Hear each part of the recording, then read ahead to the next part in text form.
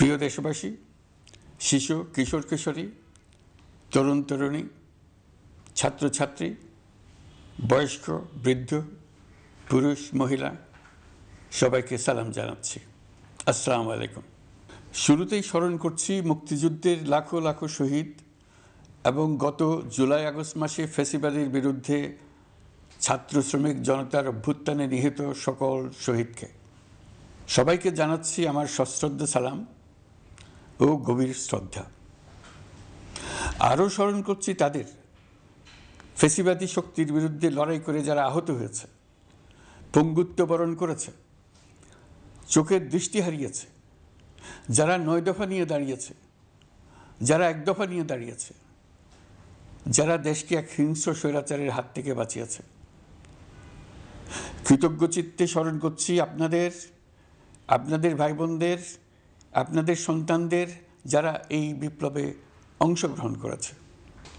আমরা অন্তর্বর্তীকালীন সরকারের প্রথম 100 দিন অতিক্রম করলাম। আপনারা জানেন কি কঠিন এক পরিস্থিতিতে আমাদের দায়িত্ব গ্রহণ করতে হয়েছে। ছাত্র শ্রমিক জনতার অভূতপূর্ব গণ অভ্যুত্থানের পর ফ্যাসিস্ট সরকার প্রধান পালিয়ে গেলে দেশ সরকার শূন্য হয় সাময়িকভাবে। পুলিশ প্রশাসন এ সময় সম্পূর্ণ নিষ্ক্রিয় হয়ে পড়লে উদ্বেগজনক এক পরিস্থিতির সৃষ্টি হয়। স্বৈরশাসনে বিপর্যস্ত এই দেশকে আমাদের সবাইকে মিলে পুনর্গঠন করতে হচ্ছে। জুলাই আগস্ট বিপ্লবের পর আমরা এমন একটি দেশ হাতে পেয়েছি যার সর্বত্র ছিল বিশৃঙ্খলা। স্বৈরশাসন টিকিয়ে রাখতে আইনশৃঙ্খলা বাহিনীকে জনগণের মুখোমুখি দাঁড় করিয়ে দেওয়া হয়েছিল। বিপ্লব চলাকালে প্রায় 1,500 ছাত্র শ্রমিক জনতার শহীদে মৃত্যু হয়। আমাদের সরকার প্রতিটি মৃত্যুর তথ্য অত্যন্ত যত্নের সাথে জোগাড় করছে। এই বিপ্লবে আহত হয়েছে 19,931 জন। আহতদের জন্য ঢাকার 13টি হাসপাতাল সহ বিভিন্ন বিশেষায়িত হাসপাতালে চিকিৎসার ব্যবস্থা করা হয়েছে। প্রতিদিনই তালিকায় আরও নতুন নতুন শহীদের তথ্য যোগ হচ্ছে, যারা স্বৈরাচারের আক্রোশের শিকার হয়ে এই পৃথিবী ছেড়ে চলে গেছেন। প্রতিটি হত্যার বিচার আমরা করবই। জুলাই আগস্ট হত্যাকাণ্ডের বিচারের যে উদ্যোগ আমরা নিয়েছি তার কাজও বেশ ভালোভাবে এগিয়ে যাচ্ছে। পতিত স্বৈরাচার শেখ হাসিনাকেও আমরা ভারতের কাছ থেকে ফেরত চাইব। কেবল জুলাই আগস্ট হত্যাকাণ্ডই নয়, আমরা গত 15 বছরে সব অপকর্মের বিচার করব। অসংখ্য মানুষ গুম হয়েছে, খুন হয়েছে।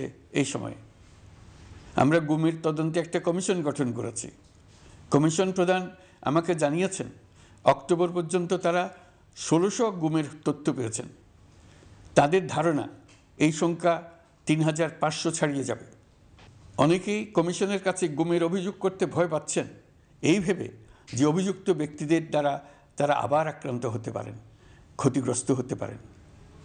আমি আপনাদের আশ্বস্ত করতে চাই, আপনারা দ্বিধাহীন চিত্তে কমিশনকে আপনাদের অভিযোগ জানান। কারো সাধ্য নাই আপনাদের গায়ে আবার হাত দেয়।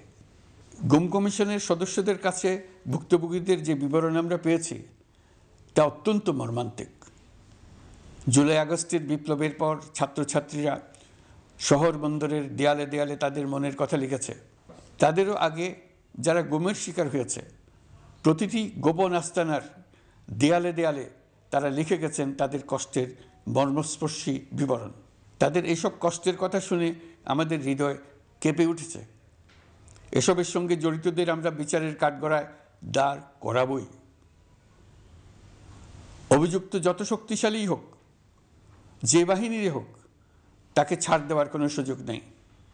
কেবল দেশে নয়, গুম, খুন ও জুলাই আগস্ট গণহত্যার সাথে জড়িতদের আমরা আন্তর্জাতিক আদালতেও বিচারের উদ্যোগ নিয়েছি। ইন্টারন্যাশনাল ক্রিমিনাল কোর্টের প্রধান কৌঁসুলি করিম খানের সঙ্গে আমার এই ব্যাপারে ইতিমধ্যে কথা হয়েছে।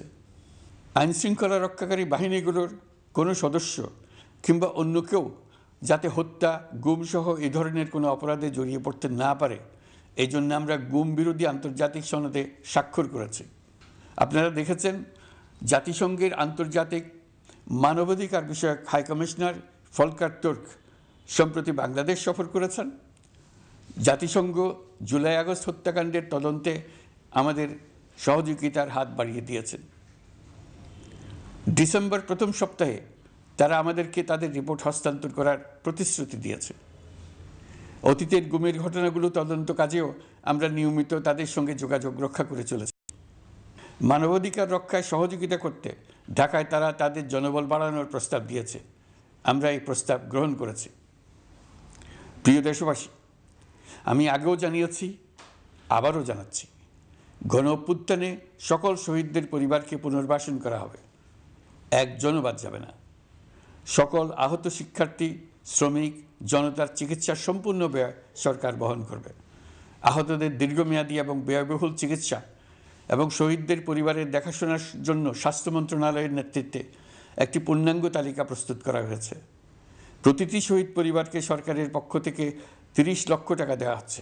যারা বুলেটের আঘাতে তাদের দৃষ্টিশক্তি হারিয়েছেন, তাদের চিকিৎসার জন্য নেপাল থেকে কর্নিয়া আনার ব্যবস্থা করা হয়েছে এবং যাদের প্রয়োজন তাদেরকে সরকারের পক্ষ থেকে বিদেশে চিকিৎসার জন্য পাঠানো হচ্ছে। জুলাই অভ্যুত্থানের কোনো শহীদ এবং আহত ছাত্র, শ্রমিক চিকিৎসা সেবা এবং পুনর্বাসন পরিকল্পনা থেকে বাদ যাবে না। এটি অন্তর্বর্তীকালীন সরকারের অঙ্গীকার। এই গণ অভ্যুত্থানের শহীদের স্মৃতি ধরে রাখতে গঠিত জুলাই শহীদ স্মৃতি ফাউন্ডেশন বেশ পাকাপোক্তভাবে তাদের কাজ শুরু করেছে। এই ফাউন্ডেশনকে সরকার 100 কোটি টাকা অনুদান দিয়েছে। এছাড়াও জুলাই আগস্ট বিপ্লবে শহীদ পরিবারের পুনর্বাসন ও আহতদের সর্বোত্তম চিকিৎসা নিশ্চিত করার জন্য সমাজ কল্যাণ মন্ত্রণালয়ের পক্ষ থেকে $5 মিলিয়ন একটি বরাদ্দ প্রস্তাব অর্থনৈতিক সম্পর্ক বিভাগের মাধ্যমে বিশ্ব ব্যাংকে পাঠানো হয়েছে।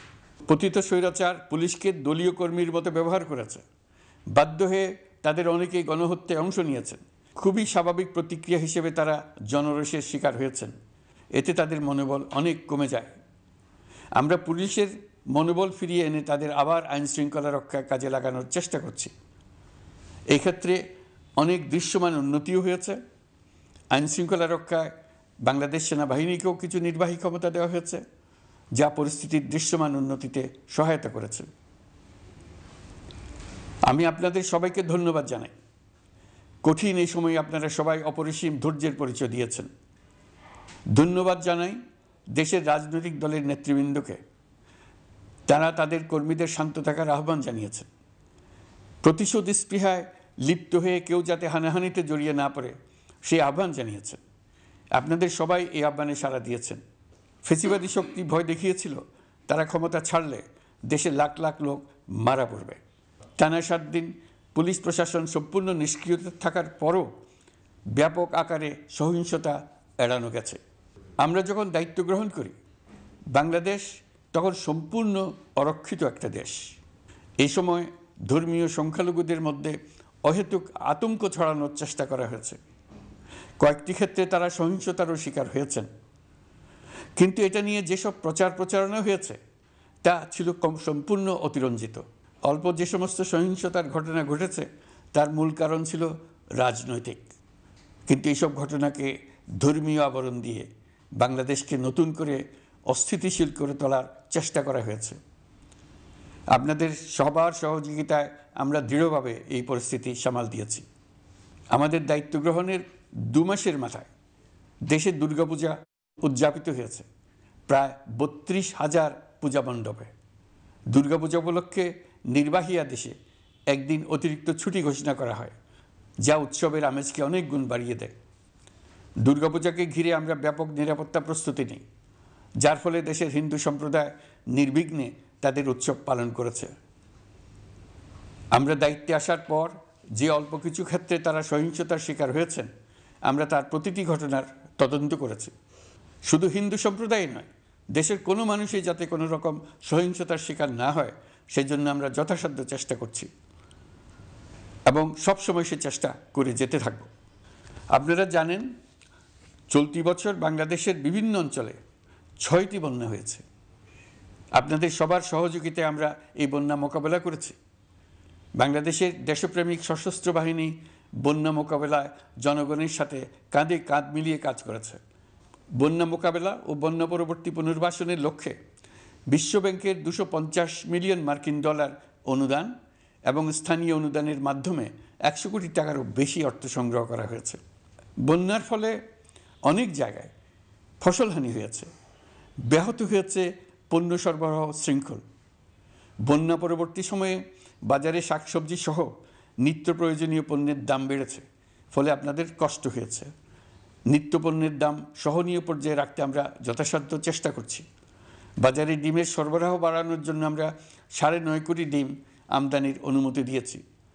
এই জন্য প্রয়োজনীয় শুল্ক ছাড়ও দেওয়া হয়েছে। মধ্যস্বত্বভোগীদের দৌরাত্ম্য কমিয়ে ডিমের উৎপাদকরা যাতে সরাসরি বাজারে ডিম সরবরাহ করতে পারে সেই উদ্যোগও নেওয়া হয়েছে। মানুষ যাতে স্বল্প মূল্যে কৃষিপণ্য কিনতে পারে সেজন্য রাজধানী সহ বিভিন্ন স্পটে সরকারি কিছু পণ্য বিক্রি করা হচ্ছে। টিসিবির মাধ্যমে 1 কোটি নিম্ন আয়ের ফ্যামিলি কার্ডের মধ্যে 57 লাখকে স্মার্ট কার্ডে রূপান্তরিত করা হয়েছে। বন্যার ফলে চালের উৎপাদন ব্যাহত হওয়ায় চাল আমদানিতে শুল্ক ছাড় দেওয়া হয়েছে। আসন্ন রমজানে নিত্য প্রয়োজনীয় দ্রব্যের সরবরাহ এবং দাম যাতে স্বাভাবিক থাকে এই জন্য সরকারের বিভিন্ন কর্তৃপক্ষ ব্যবসায়ীদের সাথে নিয়মিত বৈঠক করে যাচ্ছে। দ্রব্যমূল্য নিয়ে আমাদের কোনো লুকোছাপা নেই।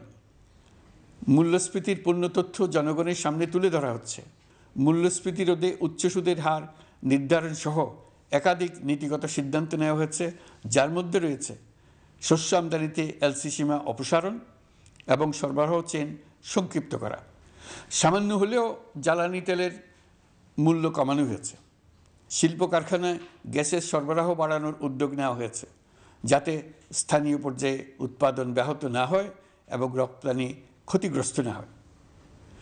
গণশুনানি ছাড়া নির্বাহী আদেশে বিদ্যুৎ গ্যাসের দাম না বাড়ানোর সিদ্ধান্ত নেওয়া হয়েছে।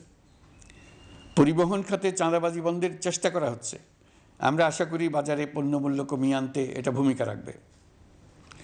নেপাল থেকে পানি বিদ্যুৎ বাংলাদেশে আনার ব্যবস্থা করা হয়েছে। দৈনন্দিন রাষ্ট্র পরিচালনার পাশাপাশি আমাদের ভবিষ্যতের বাংলাদেশ বিনির্মাণের কথাও ভাবতে হচ্ছে। আপনারা সবাই জানেন আমাদের সবচেয়ে গুরুত্বপূর্ণ কাজ হচ্ছে একটি অবাধ সুষ্ঠু নির্বাচন আয়োজনের মধ্য দিয়ে নির্বাচিত সরকারের কাছে দায়িত্ব হস্তান্তর। আমরা রাজনৈতিক দলগুলোর সঙ্গে আমাদের নিয়মিত যোগাযোগ অব্যাহত রেখেছি। বিভিন্ন ইস্যুতে তাদের মতামত নিয়ে যাচ্ছি। সরকারের সিদ্ধান্ত গ্রহণে এসব মতামত অনেকাংশে প্রতিফলিত হচ্ছে। চলমান সংস্কার প্রক্রিয়ায় তাদের প্রতিটি মতামত সক্রিয়ভাবে বিবেচনায় নেওয়া হচ্ছে।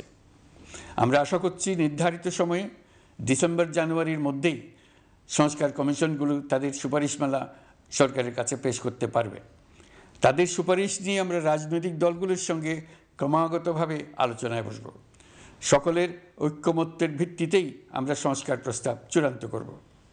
নির্বাচন কবে হবে এই প্রশ্ন আপনাদের সবার মনেই আছে, আমাদের মনেও সারাক্ষণ আছে।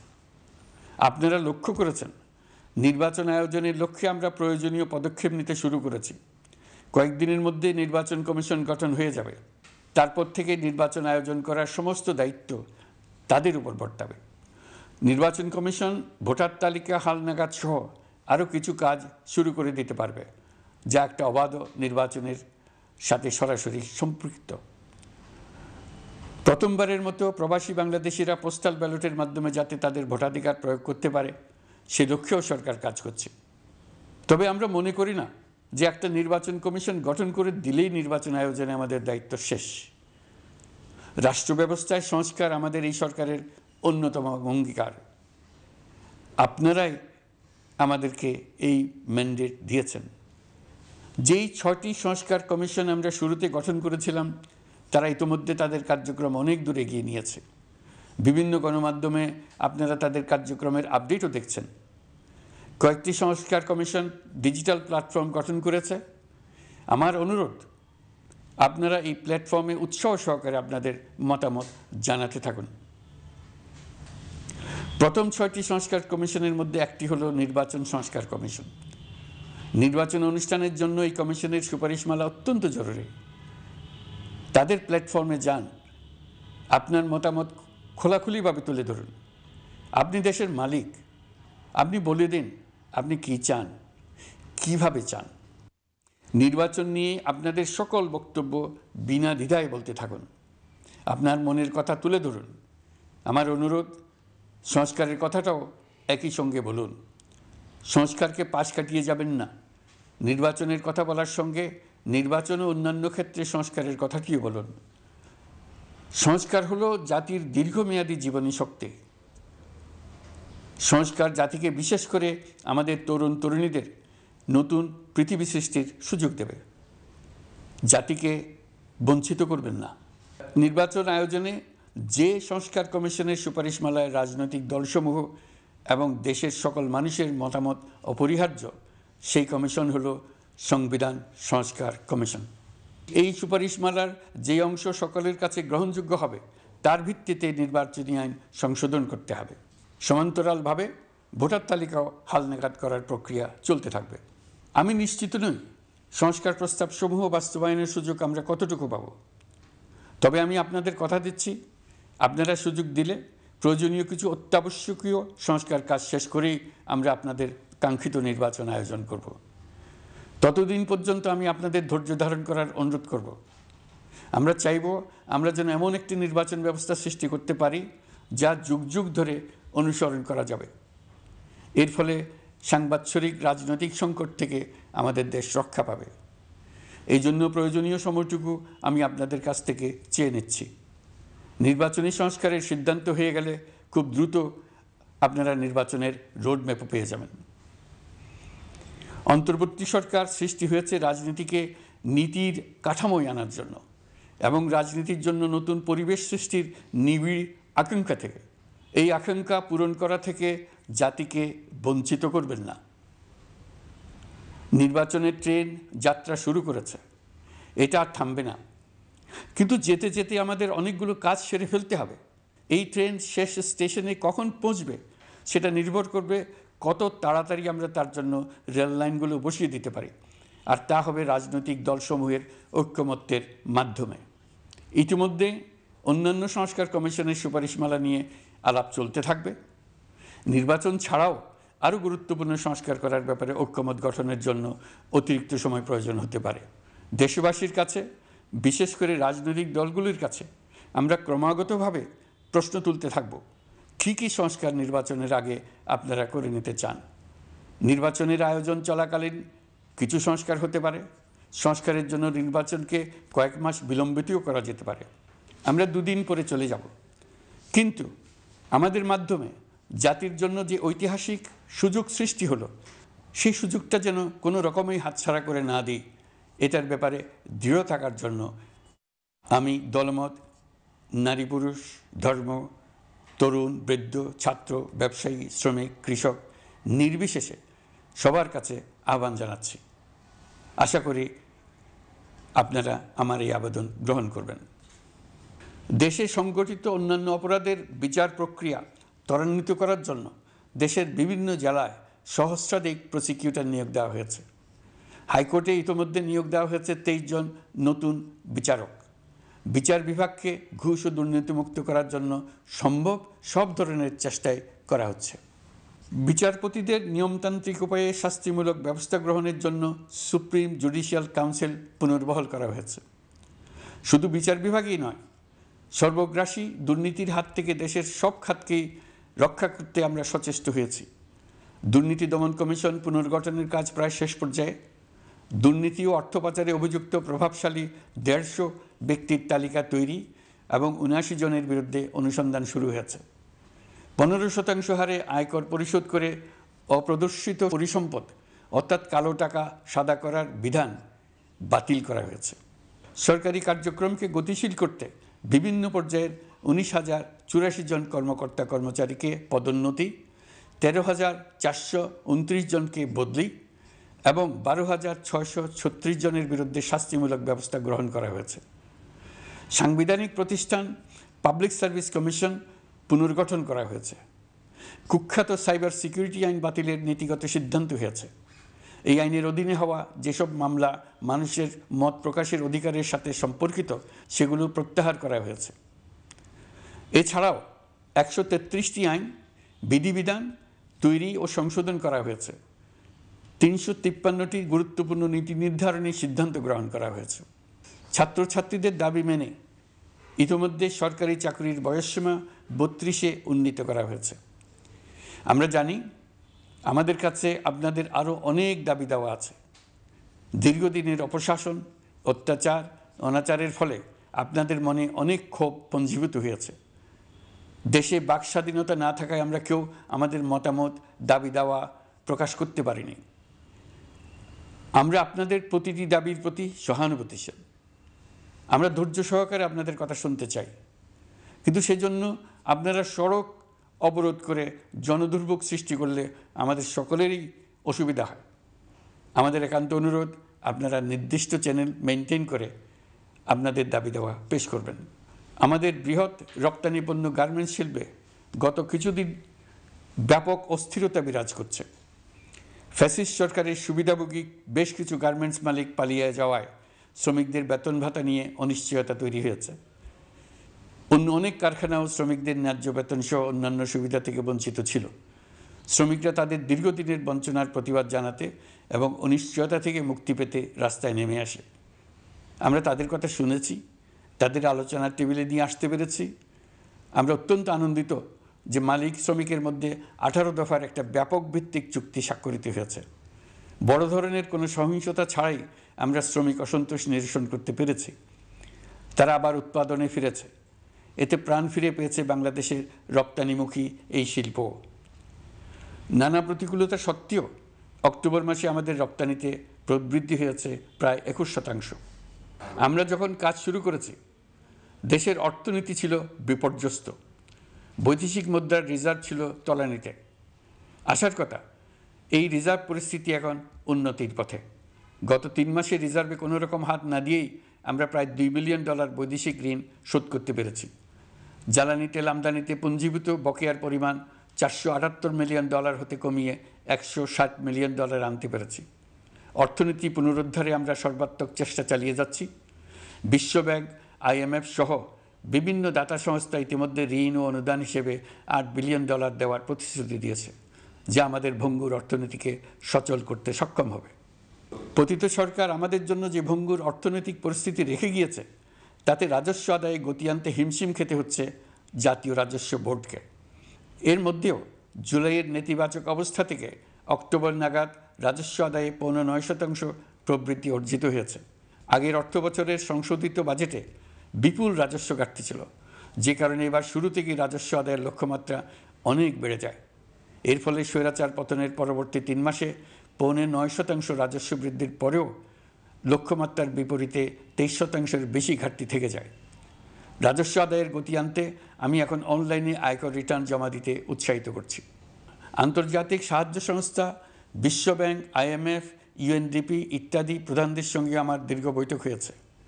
তারাও বাংলাদেশকে নতুনভাবে এবং সর্বাত্মকভাবে সাহায্যের জন্য তাদের আগ্রহ ব্যক্ত করেছেন। চীনের পররাষ্ট্রমন্ত্রীর সঙ্গে একান্ত বৈঠকে চীনের পক্ষ থেকে যাবতীয় সাহায্যের আশ্বাস দিয়েছেন। 100 দিন আগে আর্থিক দিক থেকে আমরা যে লণ্ডভণ্ড অবস্থা থেকে যাত্রা শুরু করেছিলাম, সেটা এখন অতীত ইতিহাস হয়ে দাঁড়িয়েছে। এই 100 দিনে অর্থনীতি সবল অবস্থানে চলে আসছে। এটা সম্পূর্ণ নিজস্ব নীতিমালা দিয়ে হয়েছে। বলা বাহুল্য, এখনও আমাদের বন্ধুদের কাছ থেকে যে সাহায্যের আয়োজন হয়েছে তা আসা শুরু করেনি। বন্ধু রাষ্ট্রগুলো শুধু যে আমাদের বড় বড় অঙ্কের সাহায্য দিয়ে আসছে তাই নয়, তারা এই সাহায্য দ্রুততম সময়ে আসা শুরু করবে এই প্রতিশ্রুতিও আমাকে দিয়েছেন। এই সাহায্য আসা শুরু করলে আমাদের অর্থনীতি অত্যন্ত মজবুত এবং আকর্ষণীয় অর্থনীতিতে পরিণত হবে। বিদেশি বিনিয়োগকারীরাও নানা রকম বিনিয়োগে উৎসাহিত হয়ে এগিয়ে আসবে। বিনিয়োগকারীদের সঙ্গে এখন থেকে আমরা আলোচনা শুরু করে দিয়েছি।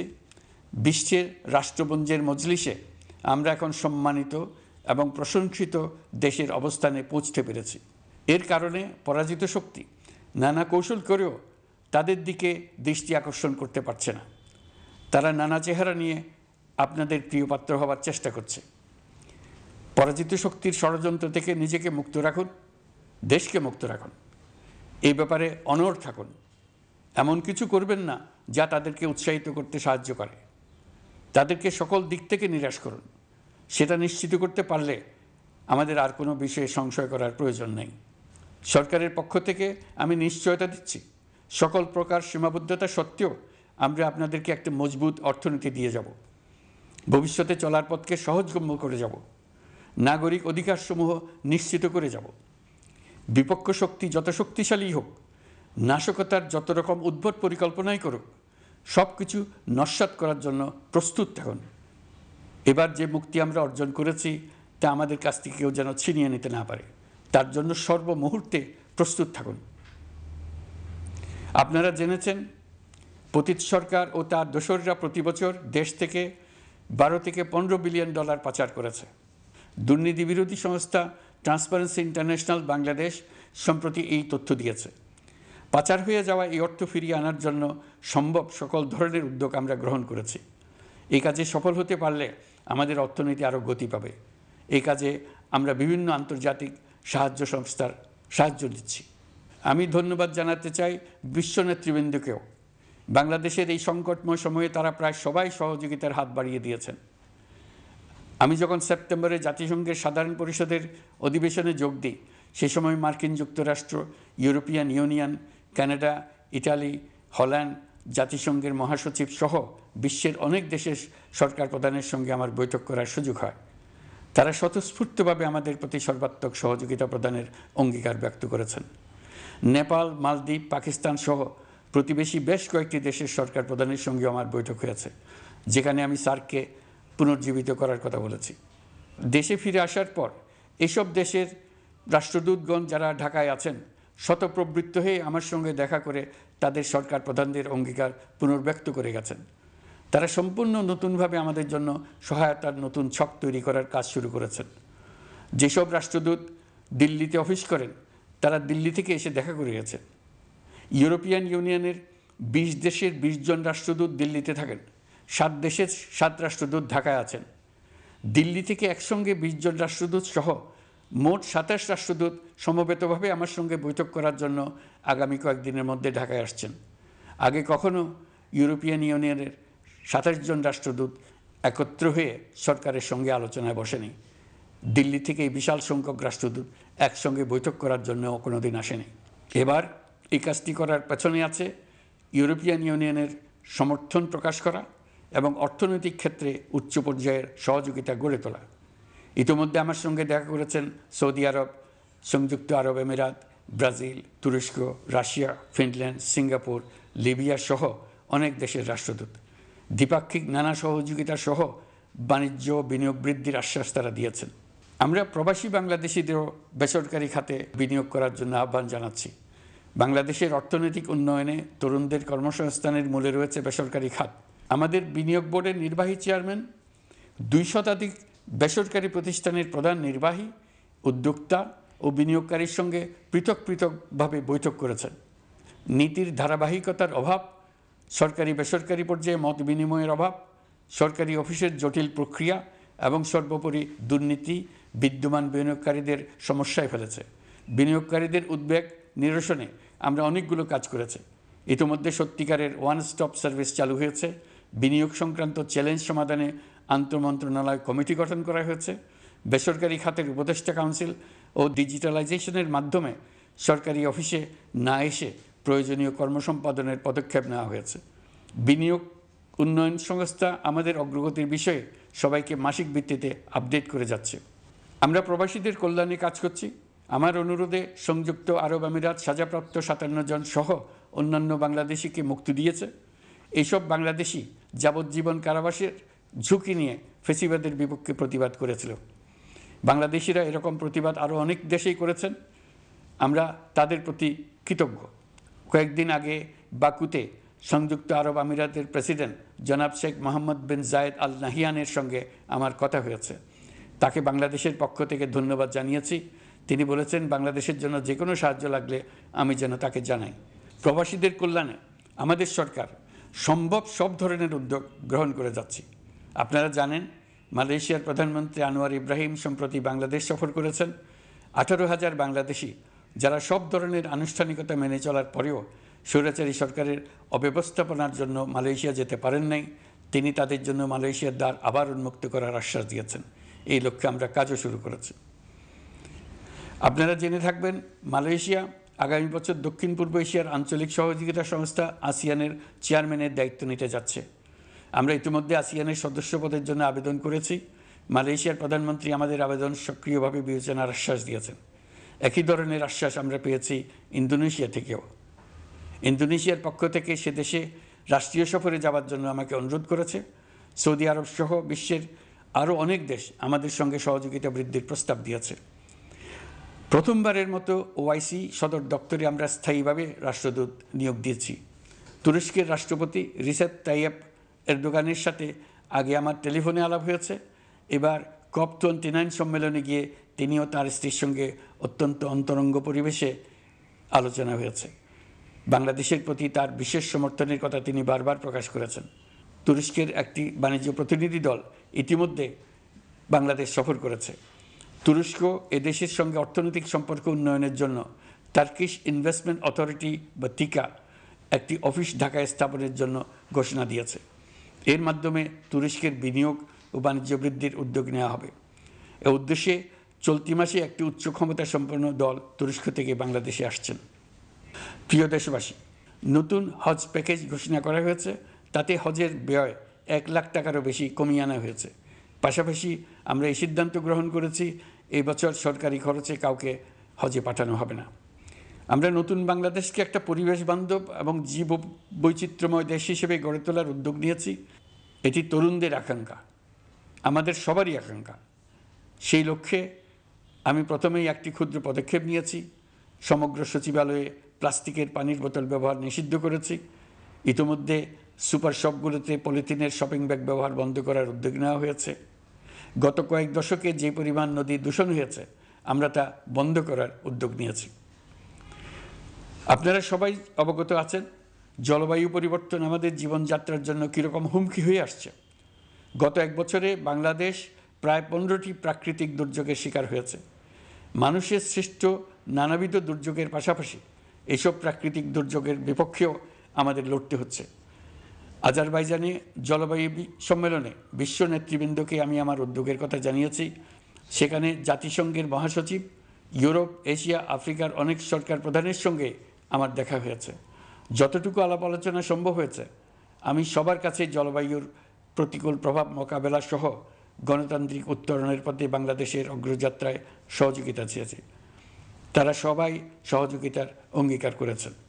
গত 100 দিনে আমরা অনেক কল্যাণমূলক কাজ করেছি, যা এখানে স্বল্প পরিসরে বর্ণনা করা সম্ভব নয়।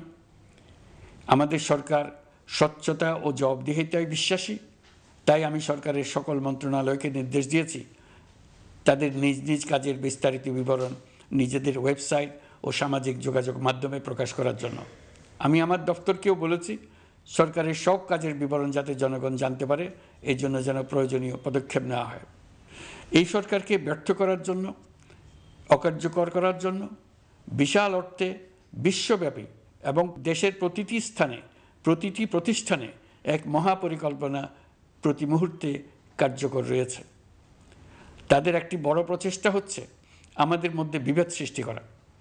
পতিত সরকারের নেতৃবৃন্দ যারা এদেশ থেকে বিপুল পরিমাণ অর্থ পাচার করে নিয়ে গেছে, সেই অর্থে বলীয়ান হয়ে তারা দেশে ফিরে আসার জন্য চেষ্টা করে যাচ্ছে। তাদেরকে কিছুতেই সফল হতে দেবেন না। তারা সফল হওয়া মানে জাতির মৃত্যু, জাতি হিসেবে আমাদের অবসান। সাবধান থাকুন।